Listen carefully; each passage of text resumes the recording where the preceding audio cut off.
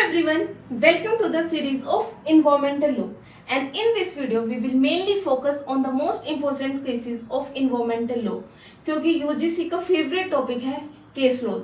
Chronological order में कौन सा प्रिंसिपल कौन से केस में ले डाउन किया गया है यूजीसी सब पूछ लेता है। तो हम पहले केस से स्टार्ट करते हैं, Vellore citizen welfare firm versus union of India AIR 1996।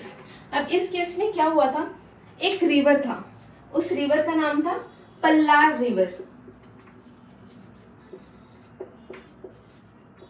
कहां पे था? तमिलनाडु में। तो एक PIL फाइल हुई अंडर आर्टिकल 32 ऑफ कॉन्स्टिट्यूशन और पिटिशनर कौन था? वेल्लोर सिटीजन वेलफेयर फर्म ने पिटिशन फाइल की। उन्होंने बोला कि जो पल्लार रिवर है उसका वाटर बहुत ज्यादा पोल्यूट हो रहा है, प्लस जो नियर बाय एरियाज थे तमिलनाडु में उनका जो एग्रीकल्चर लैंड था वो भी बहुत ज्यादा डिग्रेड हो रहा है। एक रिपोर्ट में सबमिट किया गया कि 35,000 hectare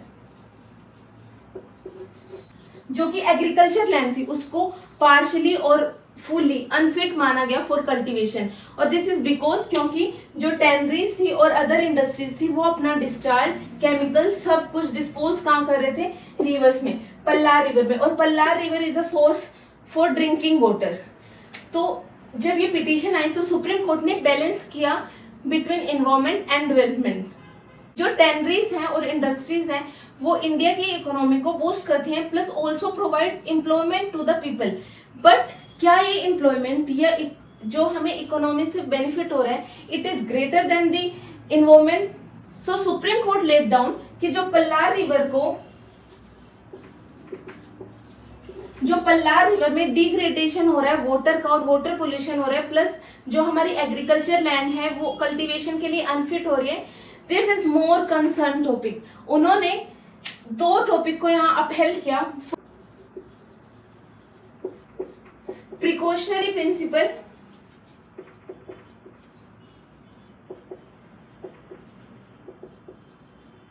polluter pay principal page.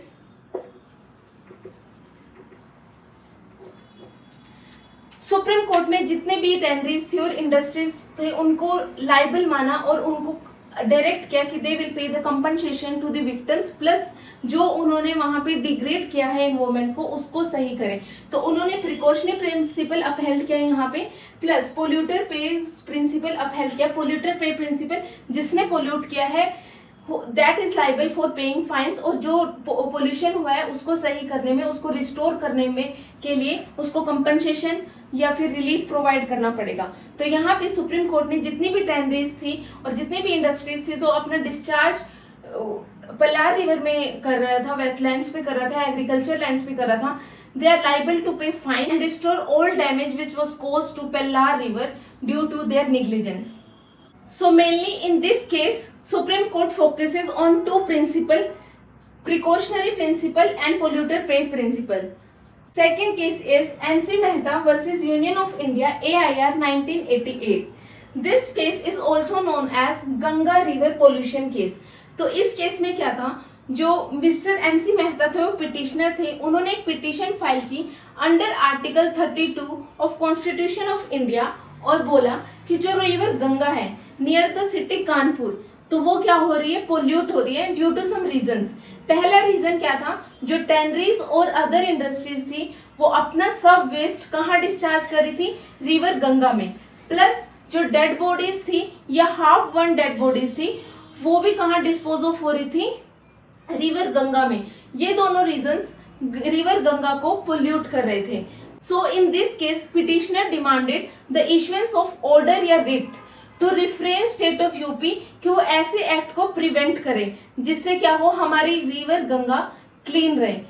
But यहाँ पे जो रिस्पोंडेंट था उनका कंटेंशन था कि वो फाइनेंशियली इतना स्टेबल नहीं है कि वो एक प्रॉपर इंफ्रास्ट्रक्चर क्रिएट कर सके इन टैनरीज के लिए, प्लस जो सीवेज सिस्टम है उसके लिए। बट कोर्ट ने ये कंटेंशंस रिजेक्ट किए और बोला कि state is liable, that is Kanpur महानगर पालिका लाइबल है और वो क्या करेगी? क्रिएट करेगी एक systematic drainage system, plus prevent करेगी कि जो डिस्पोज हो रहा था डेड बॉडीज का रिवर गंगा में उसको रोका जाए। प्लस जो रिस्पोंडेंट सुप्रीम कोर्ट के सामने अपीयर नहीं हुए, लाइक इंडस्ट्रीज और जो टेनरीज थी वो अपीयर नहीं हुए सुप्रीम कोर्ट के सामने, तो उनकी फंक्शनिंग को सुप्रीम कोर्ट ने स्टॉप कर दिया और यहाँ पे लाइबल माना गया किसको, महानगर पालिका ऑफ द कानपुर सिटी।